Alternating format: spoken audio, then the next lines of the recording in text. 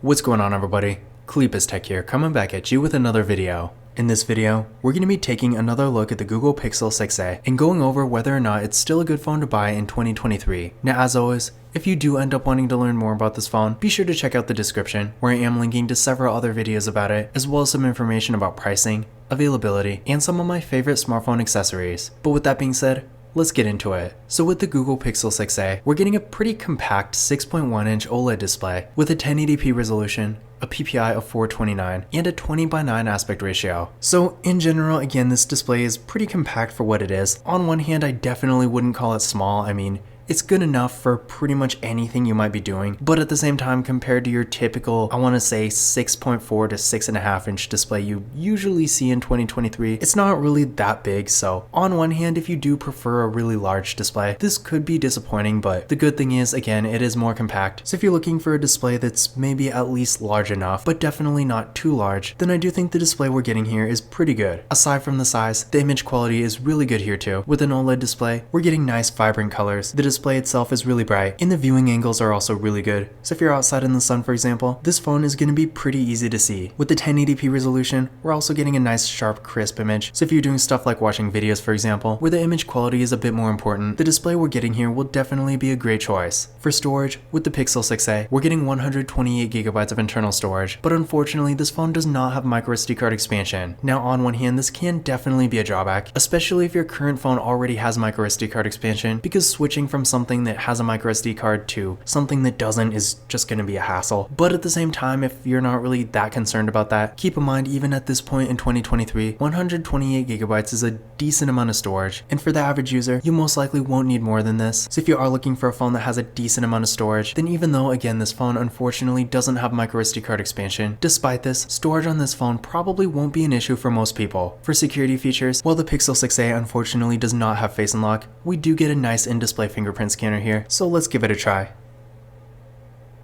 There we go, one more time.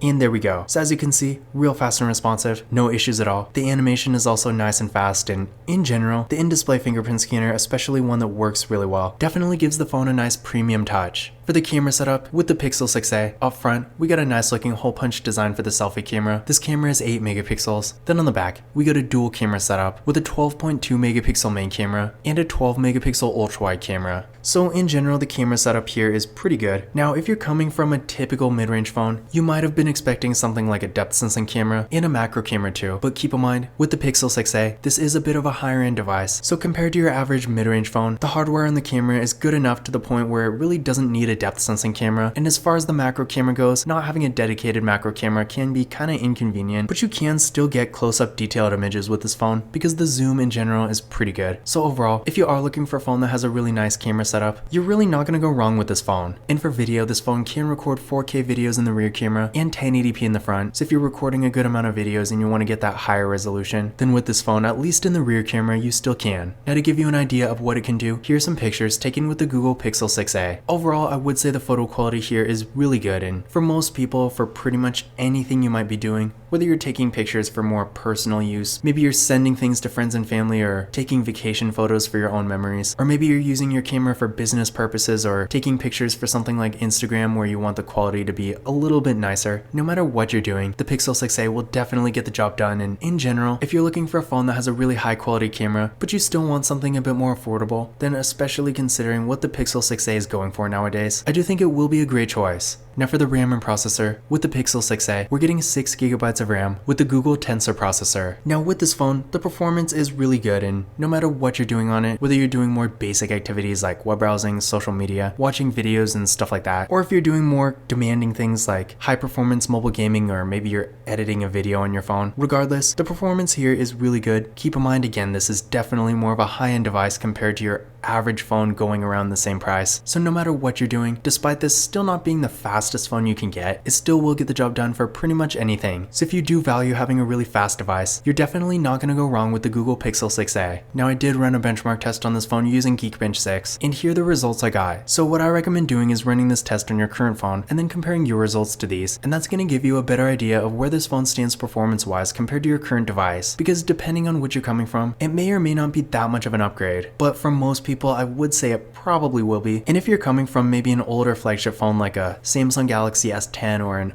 iPhone XS Max or something like that, that's a few years old but at the same time still a pretty high-end device, I feel like the Pixel 6a is probably a better option than most phones you can get for around this price, because keep in mind at this point in 2023, worst case scenario this phone is going for less than $400. Best case you can find it around the low 300s on Amazon, or even under 200 if you get it refurbished or on Swapper or something like that. So yeah, in general, for what it is, this phone is definitely really affordable. And if you're coming from, again, like an older flagship phone, and you want to maintain a similar performance level, while depending on what you actually have, this phone may or may not actually be an upgrade. I'm pretty sure, like, for example, the iPhone XS Max is faster than this. The performance overall is still going to be around a similar level, whereas for your typical phone you can get for around $300 or $400, something like a Samsung Galaxy A54 5G for example, or a Motorola Moto G Stylus 5G. Compared to this, those phones are not nearly as fast. So if you do want to stay around that mid-range kind of price, but you still want a higher level when it comes to performance, then the Pixel 6a will be a great choice. Now despite almost everything about this phone being pretty impressive, one not so good thing here is the battery. Now with the Pixel 6a, we are getting a 4410 mAh battery that supports 18-watt fast charging, and while this might not sound bad, and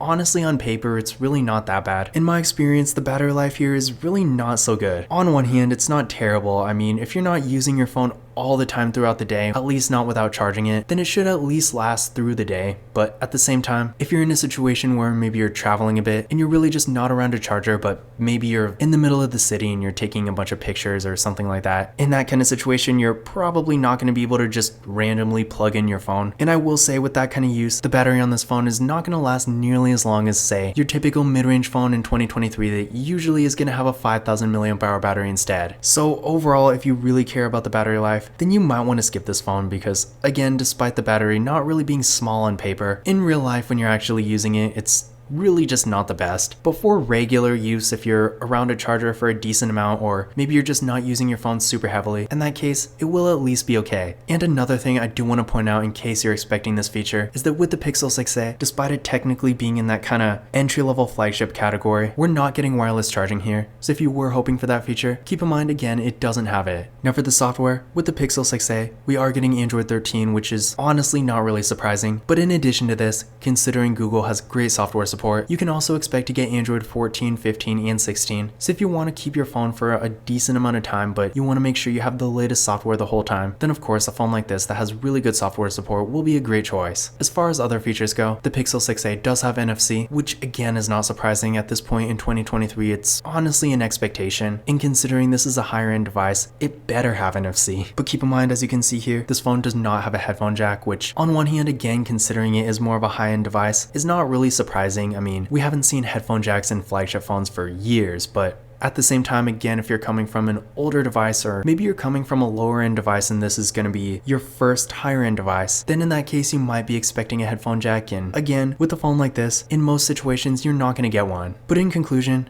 is the Google Pixel 6a still worth buying in 2023? Now, in general, I would say this phone is honestly even more worth buying in 2023 than it was when it came out in 2022. The reason being, it's so much more affordable now. When it came out, I think it was around $600, whereas now, again, it's going for less than $400. And if you can find a good deal, you can probably even get it for like less than $200. Now, keep in mind, you're not going to get it new for $200, but at the same time, I have seen it refurbished and secondhand on Swappa for like $180, so take that with a grain of salt, but the deals are out there. And as you can see in the link in the video description, even on Amazon, this phone is pretty affordable. So overall, if you're looking for more of a premium kind of flagship experience, you want a really nice looking display, a great camera, a decent amount of storage, really fast performance, great software support, and features like NFC, then for what it is, at this point in 2023, I do think the Google Pixel 6a is definitely worth considering. Now once again, if you want to learn more about this phone, definitely check out the description, where I am linking to several other videos about it, as well as some information about pricing